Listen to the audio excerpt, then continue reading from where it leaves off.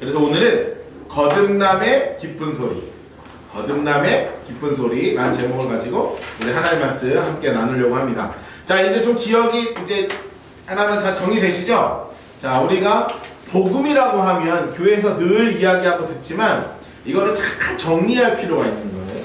이 복음의 가장 중요한 것은 하나님께서 우리에게 알려주신 복음이에요. 그래서 성경에서는 뭐라고 이야기하냐면 하나님의 복음이다 이렇게 얘기하죠. 이 하나님의 복음은 그냥이 아니라 총 3가지 성경에 나와 있는 복음에 이름이 붙어있는 3가지가 있습니다. 가장 먼저는 우리 예수님께서 우리에게 직접 전해주신 천국 복음이 있습니다. 한번 따라할까요? 천국 복음. 네, 맞아요. 예수님의 고향이 어디이기 때문에 그러냐면 천국이시기 때문에 너무 좋으니까, 그리고 우리도 거기 갈 거니까, 그리고 제발 와서 만났으면 좋겠으니까, 그래서 예수님이 무슨 일만 있으면 계속 천국만 말씀하신 거예요. 자, 그리고 예수님이 올라가시고 이 땅에 남겨진 자들 중에 예수님의 제자들, 그리고 사도 바울, 이런 분들을 우리는 뭐라고 표현하냐면 사도들이라고 표현하거든요. 이 사도들을 통해서 우리에게 전해주신 복음을 뭐라고 표현하냐면 그리스도의 복음이라고 합니다. 한번 따라하겠습니다. 그리스도의 복음. 그리스도의 복음. 모르는 것을 알려주는 게 복음인데, 우리 인생에서 해결되지 않는 문제가 뭐냐면 죄 문제인데, 이 죄 문제를 그리스도께서 해결하셨습니다. 그래서 우리는 죄 문제가 이미 다 해결됐습니다. 이미 테텔레스타이 다 치루어졌습니다. 그래서 다 치루어졌기 때문에 예수 그리스도를 믿으면 구원받습니다 는 것이 바로 그리스도의 복음입니다. 자, 그리고 이 그리스도의 복음을 우리에게 전해줬고요. 마지막으로 있는 이 하나의 복음이 바로 뭐냐면, 따라하겠습니다. 영원한 복음. 영원한 복음. 요건 약간 좀 복잡해요. 왜냐하면 역사의 주관자의 설계자가 누구시냐면 하나님이시고, 그것을 실제로 시공하는 존재가 누구냐면 천사인데, 이 천사들을 통해서 사도 요한에게 가장 오래 사셨다. 사람이 오래 살면 좋은 거예요. 하나님 말씀 이렇게 들을 수 있잖아요. 가장 오래 산 사도 요한에게 직접 천사가 알려주신 복음이 뭐냐면 영원한 복음이에요. 그런데 이것은 우리가 이 세상에 끝이 있다, 그리고 그 끝에는 반드시 심판이 있고 심판 가운데 있지만 우리는 영원한 심판에 거하지 않을 것은 우리가 영원한 믿음이 있잖아요. 그리고 우리가 갈 곳은 어디냐면 누구나 다 영생하는데, 영멸의 길이 있고 영생의 길이 있는데, 예수 그리스도를 믿으면 저 영원한 천국에서 육체가 아니라 영체를 가지고 저 영원한 천국에서 함께 거하게 될 것입니다. 이 영원한 복음을 우리에게 이제 사도 요한을 통해서 우리에게 알려주신 거예요. 그럼 이제 이게 하나님이 직접 우리에게 가르쳐 주신 것이고, 또 우리 믿음의 신앙의 선배들이 그러면 복음이, 성경에서 나와 있는 복음이 어떻게 하면 참 균형 잡힐 수 있을까? 이 정말 균형 잡힌 복음이 필요한데, 균형 잡힌 복음을 크게 4가지로 정리했습니다. 따라하겠습니다. 거듭남의 복음, 거룩함의 복음, 병고침의 복음, 재림의 복음. 요 4가지의 복음이 아주 균형이 딱 잡혀서, 요 4가지 복음이 우리의 삶 가운데 딱 잡혀 있으면 굉장히 균형 잡힌 복음의 생활을 할 수 있는 거예요. 그래서 거듭남의 복음의 가장 중요한 것은 바로 뭐였냐면, 이제 거듭남은 중생의 복음인데, 우리가 가지고 있는 육이 있고 혼, 마음이 있고 하나님과 소통하는 이 영이 있는데, 육은 이미 태어났지만 영이 반드시 다시 태어나야 하기 때문에 예수님께서 니고데모에게 사람이 다시 태어나야 된다. 그럼 우리가 엄마 뱃속에 들어갑니까? 그게 아니라 영이 다시 태어나야 한다. 영의 것은 영으로 알린다고 말씀하시면서 영이 다시 태어나는 것, 이것을 우리는 뭐라고 표현하냐면 거듭남, 또 어디에서는 중생이다, 또 어디에서는 신생이다 이렇게 표현하기도 하고, 영어로는 born again, 다시 태어난다.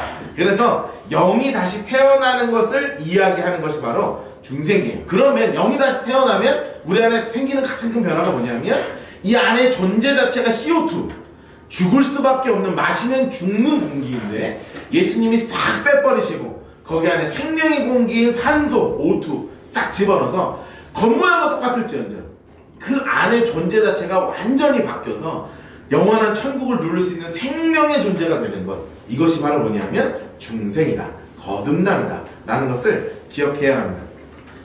늘 제가 이렇게 복습을 하니까 잘 기억해 달라고, 잘 기억해 주세요.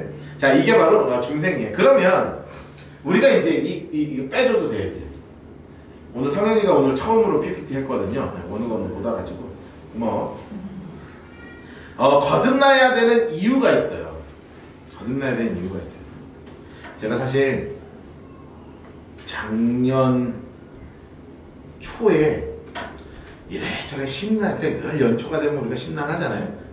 마음을 딱 굳게 먹기도 하지만 좀 심란하기도 하고 좀 이게 그런 시기가 있잖아요. 약간 제가 심란할 때 뭐를 하기로 마음을 먹었냐면 낚시를 하기로 마음을 먹었어요. 그래가지고 당근에서 이제 낚싯대를 하나 사가지고 또 저희 사무실 저희 이제 해운대에 있을 때 사무실이 청사포에 있어서 그냥 5분만 걸어 나가면 낚시터예요. 그냥 바다라 그냥 던지면 나와요. 그런 데 살았으니까 그냥 근데 낚시도 할 줄도 몰라요. 이게 막 이거 벌레고 이러고 해가지고 이제 던지고 이제 그렇게 해가지고 이제 잡는데 거기서는 크게 못 낚았고요. 이제 한 번은 저기 거제도를 또 가가지고요. 이제 거제도를 가서 낚시를 하는 거예요. 무슨 이따만한 고기였는데 하여튼 이따만한 고기였어요. 그래서 제가 힘이 세요. 이게 막 있어요. 아세요? 이거 혹시 해보신 분 알아 이게 하거든요. 이게 할 때 팍 쳐가지고 이제 너가 이기냐 내가 이기냐 해가지고 이렇게 딱 끌어올렸어요. 그래가지고 이게 너무 신선하니까 뭐가 제일 맛있냐면 배 위에서 회 쳐먹는 게 진짜 맛있거든요. 너무너무 신선해. 그래서 선장님이 그 대기하고 있다가 바로 이렇게 해서 초장에 딱 먹는다고요. 그렇게 했어요. 자, 옆에 있는 저랑 같이 간 선생님이 한 분 계셨는데 그분은 나보다 조금 더 큰 놈을 낚았어요.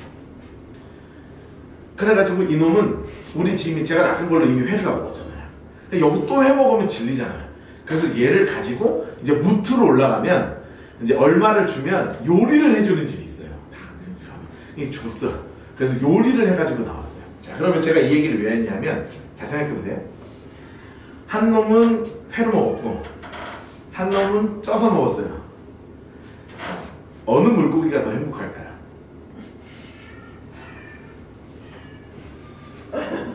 알파는 아니니까 어느 물고기가 더 행복할까요?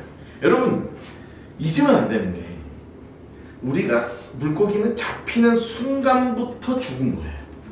이미 잡히는 순간부터 진노하려 있는 거예요. 얘가 횟감이 되든 나는 횟감, 역시 나는 횟감이야 이러면서 그렇게 행복해하지 않아요. 야 무슨 물고기가 회야, 물고기는 찜이지 이러고 들어가서 양념에 적셔진다고 행복해지잖아요. 이미 잡히는 순간 아주 어마어마한 진노 아래 있는 거예요.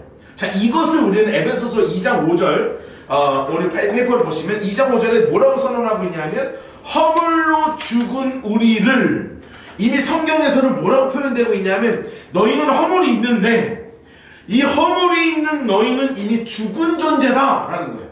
잡힌 물고기랑 똑같은 거예요. 너희는 잡힌 물고기 있는데 그거를 누가 살리셨냐? 예수 그리스도께서 우리를 위해서 살려주셨다 라고 성경은 너무 분명하게 하고 있는 거예요. 그러니 우리는 거듭나야 되는 가장 중요한 이유 중 하나가 바로 뭐냐면 이미 허물로 죽어있는 상태라. 그러니까 내가 세상적으로 이렇게 성공했느냐, 내가 세상 속에서 뭐 실패자냐, 돈이 이렇게 많으냐, 내가 어떤 지위에 있느냐, 어떤 삶을 살고 있느냐, 어떤 직업이 있느냐, 아무 짝에 쓸모없이 전부 다 우리의 존재 자체는 어떤 존재냐면 허물로 죽은 우리라는 거예요. 그러니 우리에게는 반드시 필요한 게 뭐냐? 구원이라는 거예요. 인류 모든 사람에게 모두에게 동일하게 필요한 게 바로 뭐냐면 중생, 거듭남이에요. 그래서 이 허물로 죽은 상태이기 때문에 거듭남이 필요한 거예요. 근데 또 하나 우리가 꼭 기억해야 되는 게 하나 있어요. 우리가 어떤 상태이기 때문에 구원을 받아야 되냐면 성경에 나오는 병 중에 가장 많이 나오는 병이 하나 있어요. 그게 바로 무슨 병이냐면 나병이라는 거예요. 나병. 예, 조금 뭐 옛날 말로 하면 문둥병이라고 하고 요즘 말로 하면 한센씨병이라고 해요. 한센병이라고 하면 하여튼 그래요. 이 나병이 얼마나 무서운 병인지 혹시 아세요? 혹시 뭐 주변에 혹시 예전에 문둥병 걸린 분 있거나 이러면 이 나병균인데요. 이게 몸에 들어와서 잠식하기 시작하면 끝으로 가면 어떻게 되냐면 이게 무슨 반점도 생기고 뭐 눈도 막 멀게 하고 막 이런 그런 아주 무서운 균이거든요. 근데 이것의 끝이 바로 뭐냐면 신경을 죽여요. 그래서 감각이 없어요. 그러니까 나병은 어떤 병이냐면 감각이 없어지는 병이에요. 그 가장 큰 증상 중에 하나가 감각이 없는 거예요. 근데 여러분이 우리 감각이 없다는 거는 무슨 느낌인지 잘 모르시죠? 자, 손등을 이렇게 해가지고 이렇게 꼬집으면 아파요, 안 아파요? 아프죠? 근데 안 아파요. 안 아파요, 이게. 여러분, 이게 무슨 문제가 생기는 줄 아세요? 제가 예전에 읽었던 책 중에 가장 충격적으로 읽은 책이 바로 뭐였냐면, 그분 이름이 뭐였냐면, 필립 얀시라고 아주 유명한 그 기독교 작가거든요. 이분이 쓰신 고통이라는 선물이라는 책이세요. 고통이라는 선물. 책이 이렇게 두꺼워. 근데 그 얘기는 다 나병 환자 얘기만 나와요. 근데 이분이 나병 환자 촌 그 병원에서 사역을 하실 때, 나병 환자들이 앞에 있는데 어떻게 하냐 하면, 화롯불 있죠? 우리 그 숯불에다가 뭘 구워 먹으면 진짜 맛있냐면 고구마를 구워 먹으면 맛있잖아요. 고구마는 구워 먹어야 맛있어요. 삶으면 칼로리는 낮아지지만 맛은 좀 덜하고, 구우면은 그 진액이 쭉 나오잖아요. 근데 그거를 구우는 걸 어떻게 굽냐면 숯에다 넣잖아요. 우리는 어떻게 넣어요? 집게에다가 집어가지고 이렇게 던지고 막 이렇게 하잖아요. 한세신병 환자들은 그렇게 안 해요. 나병 환자들은 자꾸 숯을 자기가 손으로 이렇게 뒤져가지고 집어넣어. 우리는 이게 말이 안 되잖아요. 숯이 여기에 단다고 생각해봐요. 어떻게 되겠어요? 난리가 나. 여기서 저기까지 뛰쳐나갈 거죠? 아따가따가따가 마시면서 뛰어나갈 거 아니에요. 근데 그 감각이 없어요. 감각이 없어요. 그러면서 다 익을 타이밍이 되면 숯을 해집어요. 그래서 그냥 고구마를 꺼내서 까서 먹는 거예요. 나중에 집에 가면 어떻게 되겠냐면 발에 2만원 못이 박혀있는 거예요. 그냥 맨발로 다니니까 감각이 없잖아요. 왜 우리가 신발을 신어요? 발이 돌을 밟으면 아프니까 신발을 신잖아요. 근데 이 사람은 안 아파요. 그러니까 신발 안 신어도 돼. 그래 걸어. 그럼 발에 상처가 나죠. 그러면 우리가 아파야 따끔따끔해야 막 우리 무슨 요리하다가 막 여기 막 칼로 배도 막 세상 끝날 것처럼 피도 막 나고 막 발에 뭐 하나 찔려보세요. 막 난리가 나. 막 아우 어떡하냐 여기 화상 주사 맞으라고 난리가 나잖아요. 근데 그렇지 않아요. 그냥 잡고 뽑아요 그냥. 감각이 없었어. 근데 뽑는 게 문제가 아니에요. 안 아프니까 소독을 안 하잖아요. 안 아프니까 소독을 안 하는 거예요. 소독을 안 하면 균이 들어와서 썩어 문드러져 나가서 손가락이 떨어져 나가기도 하고 발가락이 떨어져 나가기도 하고. 여러분 괜히 그러는 게 아니라 나병이라는 병이 왜 무서운 병이냐면 우리의 감각을 앗아가는 병이라는 거예요. 여러분 그래서 성경에서 이 나병 이것이 굉장히 무서운 병으로 표현되고 있어요. 이거를 우리는 뭐라고 표현하냐면 무감각하다, 돌과 같다 라고 표현하는 거예요. 에베소서 4장 18절 19절 말씀 한번 보실까요? 우리 같이 한번 읽어보겠습니다. 에베소 4장 18절 19절 시작. 그들의 총명이 어두워지고 그들 가운데 있는 무지함과 그들의 마음이 굳어짐으로 말미암아 하나님의 생명에서 떠나 있도다. 그들이 감각 없는 자가 되어 자신을 방탕에 방임하여 모든 더러운 것을 욕심으로 행하네. 아멘. 여러분 딱 보세요. 성경에서 우리의 예수 믿기 전에 우리의 상태를 뭐라고 표현하냐면 무지함과 그들의 마음이 굳어짐으로 말미암아 하나님의 생명에서 떠난 존재라는 거예요. 여러분 우리가 왜 구원받아야 돼요? 우리의 마음의 상태가 나병 걸린 것처럼 정말 그냥 아무 감각 없는 무감각한 상태가 됐다. 우리의 존재는 원래 그래요. 죄에 대해서 아무런 감각이 없는 존재가 누구냐면 예수 믿지 않는 존재의 상태인 거예요. 그래서 이런 무감각한 돌과 같은 이런 마음을 가진 자들이기 때문에 예수님께서 우리를 위해 십자가 지셔서 이 돌 같은 마음을 생명의 마음으로 돌려주신 것입니다. 여러분 우리는 그냥 굳은 마음으로 살아갈 수 있어요. 수없는 사람들이 그렇게 살아가고 있어요. 그러나 이 굳은 마음의 끝은 저 영원한 영멸을 향하여 가는 마음이라는 거예요. 영생을 향한 마음은 굳은 마음이 풀어져서 아주 주님을 향하여 부드러운 마음으로 주님께 향하여 나가는 그 마음으로 하나님이 예수 믿는 그 순간 보혈의 피로 우리의 모든 것을 부드럽게 붙잡아 주시는 줄로 믿습니다. 그러니까 우리의 존재 자체는 이미 진노 아래 있는 죽은 물고기와 같은 허물로 죽은 상태였으며 또한 우리의 마음은 돌과 같이 완전히 굳어있는 마음이기 때문에 이런 굳어있는 마음이기 때문에 우리는 반드시 거듭남이 필요한 거예요. 그래서 거듭남을 위해 예수님께서 이 땅 가운데 우리의 죄의 문제를 해결하시기 위해서 십자가를 지신 거예요. 여러분 이 마음이 완전히 걷어지고 주님의 새로운 생명을 갖게 되는 우리 모두가 되기를 주님 여러분 축복합니다. 그리고 이것이 일평생 정말로 유지되기를 주님 여러분 축복합니다. 여러분 믿음은요, 이 믿음은 오늘 내가 믿는다고 해서 내일 내 믿음이 지켜지는 게 아니에요. 여러분 절대 잊지 마세요. 여러분의 믿음을 믿지 말아요. 날마다 말씀 앞에 날마다 기도하며 날마다 예배 가운데 주님께서 주시는 은혜 안에 거하지 않으면, 이런 새로운 은혜 가운데 거하지 않으면 이 믿음이요 다시 굳어지는 거 아무것도 아니에요. 아무것도 아니에요. 다시 굳어지는 거 너무 쉬워요. 다시 진노 아래 허물 안에 들어가는 거 아무것도 아니에요. 수없는 물고기들이요 떡밥 던져주고요 미끼 던져주면 풀어줘도 다시 물어요. 허물과 죄로 있는 상태는 원래 그런 상태인 거예요. 여러분 우리의 기도가 날마다 하나님 앞에 말씀으로, 기도로, 예배로 온전하게 세워져서 나 이 상태가 허물나네, 그리고 굳은 마음 가운데 영원히 거하지 아니하고 주님을 향한 이 마음이 온전하게 모아지길 위해서 정말 주님께 마음껏 기도하며 간구하는 우리 모두 되게 주님으로 축복합니다. 자, 그런데 거듭남에 대한 아주 큰 오해가 있어요. 오해가 있어요.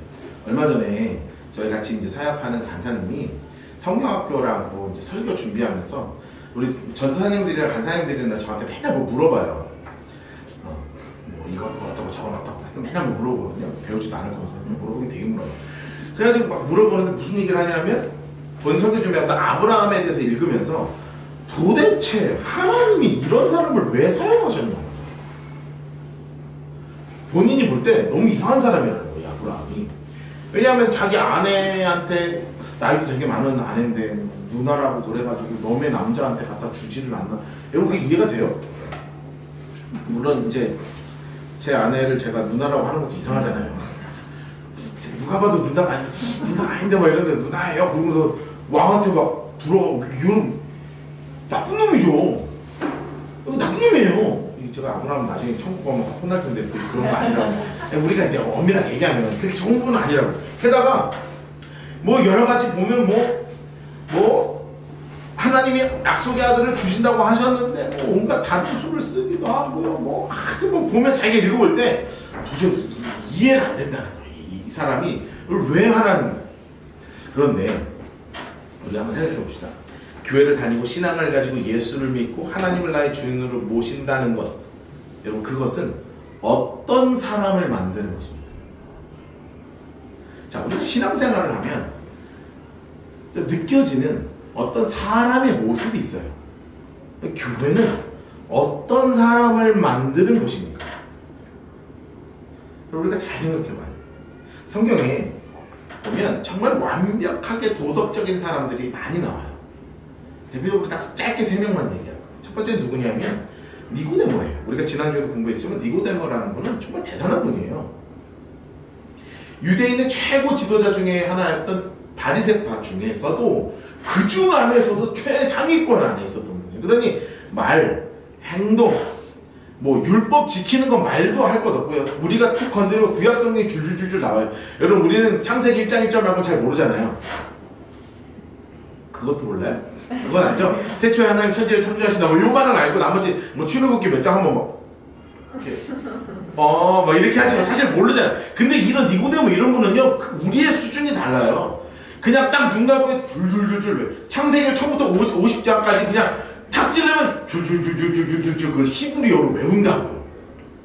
그냥 모세오경 이런 거 아무것도 아니에요. 줄줄줄줄줄 다 외워요. 그러니 우리가 생각하는 어떤, 우리는 하도 니고데모에 대해서 무슨 밤에 뭐 예수님을 찾아왔니 뭐 그래서 약간 찌질한 캐릭터로 약간 느껴지잖아요. 절대 그렇지 않아요. 딱 가서 앉는 순간 권위가 생기는 분이 누구냐면 니고데모라는 분이에요. 또 한 분, 성경에 나오는 정말 대표적인 도덕적인 분이 누구냐면 바로 고넬료라고 하는 분이에요. 여기 이제 사도행전 10장 1절부터 2절 말씀이 있거든요. 한번 같이 읽어볼까요? 시작. 가이사랴에 고넬료라고 하는 사람이 있으니 이달리아 부대라 하는 군대의 부장이라. 그가 경건하여 온 집안과 더불어 하나님을 경외하고 백성을 많이 구제하고 하나님께 항상 기도하는. 자, 여러분 보세요. 여기 있는 모습 중에 정말 멋지죠? 그렇지 않아요? 여러분 다 이렇게 되라고 막 이렇게 되고 싶은 사람처럼 같이 돼 있잖아요. 그렇죠? 보세요. 경건해. 온 집안과 더불어 하나님을 경외해. 게다가 돈을 풀어가지고 어려운 사람 도와주는 거를 어렵지 않게 생각했어요. 아마 그 전승에 따르면 이 고넬료 때문에 예루살렘의 성벽이 무너진 데가 막 고쳐지기도 하고요. 아주 정말 예루살렘을 너무 사랑하고 하나님을 너무 사랑하는 모습이 있어요. 게다가 항상 하나님께 기도해요. 기도도 해. 그러니 정말 괜찮은 사람인 거예요. 또 하나 성경에 정말 대단한 분이 하나 있어요. 누구냐면 사도 바울이에요. 사도 바울 이전에 원래 사울이었잖아요. 이분도요 정말 대단한 분이에요. 어마어마하게 도덕적으로 흠잡을 거 하나 없는 분이에요. 그런데 이 세 사람의 특징이 있어요. 성경에서는 이 세 사람 모두 다 구원받지 못한 사람이라고 이야기하고 있어요.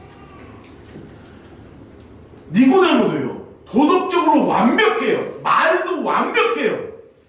삶의 모습이 겉모습이 퍼펙트하다고요. 고넬료도요 이탈리아 부대 백부장이면요 위치가 상당히 높은 거예요. 여러분 백부장들 몇 명 모이면요 왕도 바꿔버릴 수 있어요. 위치가 우리가 생각할 때 천부장이 훨씬 높아 보이지만 백부장 무시할 수 없는 위치에 있는 분이에요.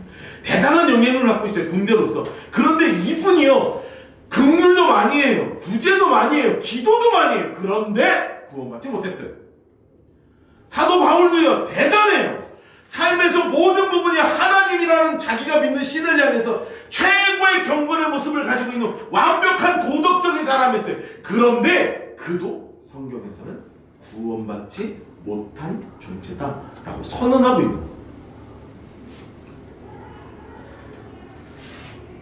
여러분 교회는 도덕적인 사람을 만드는 곳이 아니라 새 생명을 얻은 사람들을 만드는 곳이에요. 다시 교회는 도덕적인 존재를 만드는 곳이 아니라 새 생명을 얻은 사람들을 만드는 곳이 어디냐면 교회. 지난주에 이어서 또 다른 풍선을 여러분들에게 소개하도록 하겠습니다. 자, 두 개의 풍선이 있습니다. 물론 같은 공기가 들어있지만 색깔을 구분합시다. 자, 이건 밝고 노랗잖아요. 벌써 CO2가 들어가 있을 것 같죠?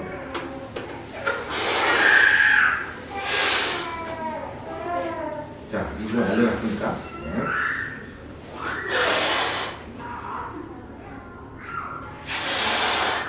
벌써 색깔이 칙칙한 게 산소가 들어가 있을 것 같죠? 하나는요 CO2가 들어있고 하나는 O2가 들어있어요. 자 보세요. 뭐가 중요해요? 여기에 이 풍선에요 금가루가 묻어서 정말 반짝반짝반짝하고요 다이아몬드가 막 붙어있고 정말 세상에서 가장 귀한 보석들이 막 붙어있어요. 근데 이 안에 CO2가 들어있어요. 자, 이 풍선은 막 바닥을 막 긁어가지고 머리카락도 막 붙어있고 먼지도 막 붙어있고 심지어 막 이상한 음식물 쓰레기 같은 오물들도 붙어있어요. 근데 이 안에 O2가 들어있어요. 산소가. 자, 어느 존재가 구원받은 존재예요? 우리의 꿈은 뭔가 보석같이 화려하고 반짝반짝하고 블링블링한 사람을 늘 추구해요. 그래서 교회 안에서 늘 주목받고 있는 사람은 누구냐 하면 니고데모와 같은 사람. 그리고 학생들 중에도 어떤 사람이 칭송을 많이 받냐 하면 이왕이면 서울대 가고 공부 잘해서 고대 가고 연대 가고 막 서울 여기 포항에서 막 인서울 했다 막 우와 인서울 걔가 와 막 그래요. 그런데 공부도 잘 못해. 그리고 애가 조금 막 좀 씻지도 않아. 애가 교회 오는데 옷도 조금 좀 옷도 제가 막 옷은 되게 교복이가 막 이러면서 맨날 같은 옷만 입고 와. 근데 그 안에 생명이 들어있는 것이 진짜란 말이에요. 여러분 교회가 오늘 홍 목사님 말씀을 듣는데 어떤 신학자가 한 마음이 제 마음속에 되게 나와요. 세상이 교회한테 많은 영향을 받아서 교회에서 많은 것을 받아들였대요. 그런데 교회가 세상으로부터 많은 것을 받아들여서 이제 교회와 세상이 구분할 수 없는 상태가 되었다는 거예요. 여러분, 이 복음 안에서도 그런 일이 벌어지고 있는 거 아세요? 우리는 겉모습이 화려하고 겉모습이 도덕적이고 겉모습이 뭔가 종교적이면 헌금도 잘하고요, 봉사도 잘하고요. 그러면 이 안에 CO트가 들어있든 아무 상관도 없이 정말 좋은 신앙인이라고 착각해요. 내 겉모습이 말도 잘 못하고 나눔할 때도요, 보면 막 조금 삶에 별로 간증도 없고 뭐 얘기할 것도 없고 그냥 대충 이야기하고 막 그러고 살아요. 그런데 이 겉모습이 좀 연약하고 부족하면 이 안에 오투가 들어있는지 아닌지 관심이 없는 경우가 진짜 많다는 거예요. 우리는 예수님 믿는 사람은 좋은 사람이라는 도덕적인 가치 기준을 가지고 받아들이는 경우가 너무 많아요. 그런데 기억하세요.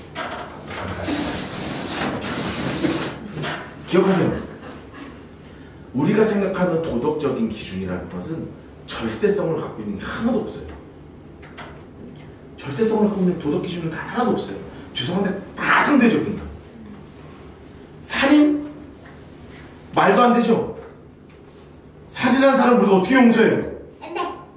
그런데 전쟁 통해서 1000명 죽이면 훈장이 나와요. 여러분, 이게 무슨 말인 줄 아세요? 살인이라는 한 행위는 굉장히 도덕적으로 지탄받아야 되는 행위인데 상황이 바뀌면 칭찬받는 행위로 바뀌는 거예요. 여러분, 우리가 인간이 살아가는 삶은 늘 그래요. 모든 가치 기준은 이처럼 상황에 따라서 다 바뀌게 되어 있어요. 심지어 상황이 중요하잖아요. 여러분 각자의 상황, 내 기준에 따라서 도덕은 다 바뀌는 거예요. 지난주에 금요일날 기도원 다녀오면서 이런저런 이야기들을 막 나누는데 지난주 금요일날 그런 얘기가 나왔어요. 설교 시간에 교회 안에서 참 거룩한 기도하는 집사님이에요.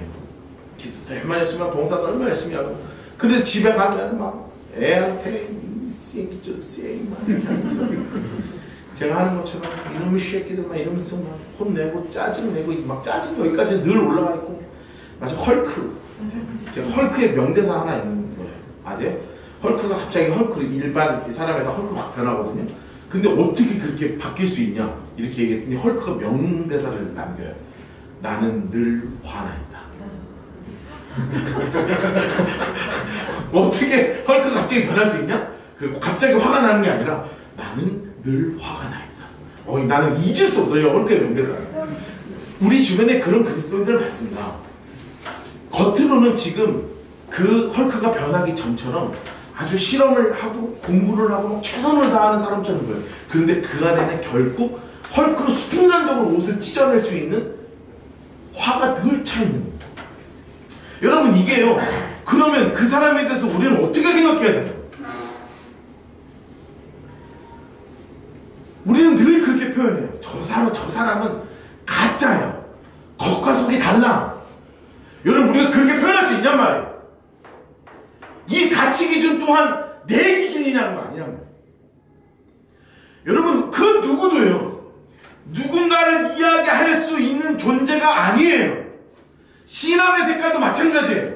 신앙의 색깔도 누구는 엄청 크게 기도하는 거 좋아해요. 막 저처럼 막 쥐어 안 하면 막 여기서 막 맥혀있는 거 같고 막 조용히 기도하면 오늘 막 텄다 막 이런 생각하고, 어떤 분은요 쥐어 하는 순간 시험 들어서 나가는 분도 있어요. 이 교회는 이상하다, 뭔가 이단스럽다 이러면서 나가는 분 있어요. 어떤 신앙의 칼날은요, 찬송할 때요 우리처럼 이렇게 찬송 안 해요. 깃발 들고 나서 도는 거 보셨어요 혹시? 아직 못 보셨죠? 그런 기도하는 곳이 있어요.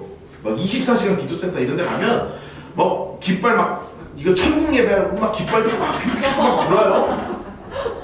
안 봤죠? 되게 재밌어요. 막 계속, 근데 계속 돌아요. 내가 돌아갈 것 같아. 계속 막 돌아. 계속 돌아. 어떤 데는 막 요즘에 고신축도 그렇게 안 하지만 예전 보시면 예배 딱 시작하면 종소리 나고 끝날 때까지 막. 우리 술 먹기 전에 벌써 지금 10초 막 3초밖에 안 되는 막 죽고 가잖아요. 근데 그렇지 않으면요 막 경건하지 않은 거라고 막 손가락치고. 여러분, 이런 인간적인 가치 기준을 아무것도 정지할 수 있는 게 하나도 없어요. 기억하세요. 하나님은 절대로 우리에 대해서 그 어떠한 기준으로도 기대하지 않으세요. 여러분, 복음이 얼마나 위대한 건 줄 아세요? 하나님은 여러분이 더 좋은 사람 될 것을 기대하지도 않으십니다. 하나님이 그걸 기대하셨으면 예수님 안 보냈단 말이에요. 여러분, 우리는요, 하나님이 포기한 존재예요. 너무 감사한 거예요. 그래가지고 우리한테 하나의 기회도 갖지 않으세요. 박무아, 너 진짜 좋은 사람 될 거야. 나는 우리 아빠가 나한테 얘기하는 것처럼, 뭐야, 너는 커서 정말 대단한 목사가 될 거야. 대단한 존재가 될 거야. 훌륭한 사람이 될 거야. 라고 하나님 생각하지 않으세요. 너는 어차피 안 되는 거 내가 알아. 그래서 너에게 필요한 건 예수야 라고 말씀해 주시는 분 예수님이시죠. 여러분, 로마서 3장 9절에서 18절 길어요. 제가 읽어드릴게요. 그러면 어떠하냐? 우리는 나으냐? 아니라는 거예요. 유대인이나 헬라인이나 다 죄 아래 있대요. 이미 성경이 선언을 하고 있어요. 기록된 바 의인은 없는 하나도 없어요. 깨닫는 자도 없고 하나님을 찾는 자도 없고 다 치우쳐서 무익하고 선을 행하는 자도 없고 하나도 없고요. 목구멍은 열린 무덤이래요. 여러분, 말고 안 하면 사람 죽인다는 거예요. 말을 얼마나 악하게 하는지. 혀로는 속임을 일삼으며 그 입술에는 독사의 독이 있고요. 그 입에는 저주 악독이 가득하고. 여러분 무슨 얘기하는 거였지? 발밑은 피 흘리는 데는 빠르고요. 사람을 고통스럽게 하는 건 얼마나 행복해 하는지 몰라요. 파멸과 고생이 그 길에 또 평강이를 알지는 건 그게 눈앞에 하나님을 두려워하는 게 없는데 함과 같다. 여러분, 단 한 명의 예외도 없어요.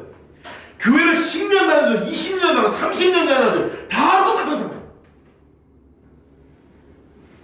여기서 벗어날 수 있는 사람이 한 명도 없어요. 우리는 다 이래요.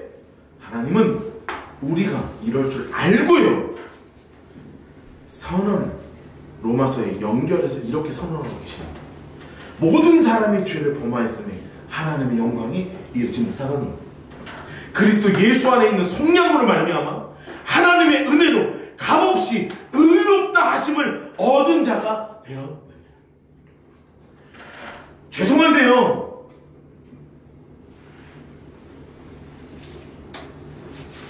사실은 지난주 금요일에 우리 한 성도님이 얘기하면서 제가 요즘 복음 설교 들으면서 진짜 고민하는 게, 나는 더 나은 그리스도인이 돼야 되겠다 라는 결심을 했다는데요, 죄송한데 그것도 불가능해요. 저는 그것까지도 우리가 인정했으면 좋겠어요. 나는 안 되어야 돼. 여러분, 이것을 인정하지 않으면 예수가 필요 없어요. 나는 더 나아질 거야 라는 희망을 갖는 순간 예수가 필요 없어요. 왜냐하면 나는 불가능하거든. 성경에서 이미 선언하고 있어요. 아까 제가 아브라함 얘기했죠. 로마서에는 계속해서 이렇게 얘기하고 있어요. 만일 아브라함이 행위로 의롭다 하심을 받았으면 자랑할 것이 있을 거예요. 하나님 앞에서는 없어요. 성경이 무엇을 말하느냐? 아브라함이 하나님을 믿음에 그것이 그에게 의로 여겨진 바가 되었다. 여러분, 하나님이 지금 여러분에게 보고 계시는 건 나의 의지적 행동이 아니에요. 제가 지난주 금요일에 오면서 오늘 조금 극진적인 얘기를 제가 막 할 거라고 했거든요. 근데 죄송한데 우리의 신앙에 가지고 있는 가장 큰 구원에 대한 오해가 뭔지 아세요? 예수 잘 믿으면 더 나은 사람이 될 거라는 착각. 죄송한데 그렇지 않아요. 저도 목사님 안 그래요. 저는 알고 있어요. 나는 더 나은 목사가 될 가능성이 없는 사람. 그래서 저에게 필요한 건 예수님이에요. 그래서 여러분에게 필요한 게 바로 주님이에요. 그래서 우리 모두를 위해서 예수님이 넌 안 될 걸 아시고요, 내가 안 될 걸 아시고요, 우리가 안 될 걸 아시고요, 그 모든 것을 다 십자가에서 지시고, 그래서 우리를 대신해서 십자가에서 죽으셨어요. 근데 인간이 얼마나 악한 줄 아세요? 이런 설교 하잖아요? 그러면 들었지? 나 이제 막 산다. 이게 인간이라니까요. 진짜 제가 이런 설교할 때 그런 분이 한두 명이 아니었어요. 남자분 중에 막 술 먹고 막 이러고 막 아내가 막 잔소리 하잖아요. 그럼 이런 설교 하잖아요. 그러면 집에 가면 차에서 뭐라고 하냐면 그 집사님이 저한테 막 전화하고 그래요. 목사님 이번 주 설교 듣고 우리 남편이 뭐라 그러는지 알아요? 들었지? 나한테 뭐라 하지 마. 여러분, 이런 방종을 의미하는 게 아니에요. 여러분, 신앙은 방종을 의미하는 게 아니에요. 철저히 나를 내어놓기를 바라시는 거예요. 나의 가능성, 단 1만의 나의 노력조차 하나님이 아니면 안 되게 다 내어놓기를 바라시는 거예요. 왜 나는 이렇지 그리스도이고? 세상 살면서 나는 왜 예수 믿는 사람인데 이거밖에 안 되지? 여러분 원래 그래요. 그래서 예수님이 필요하신 거예요. 그래서 예수님 붙잡고 살아야 되는 거예요. 일평생 죽을 때까지 예수 붙잡고 살아야 돼요. 안 그러면 다시 굳은 존재로 돌아가요. 오늘 하루, 내일 하루 이 복음을 붙잡고 복음 안에서 살아가는 우리 모두가 되기를 주님의 이름으로 축복합니다.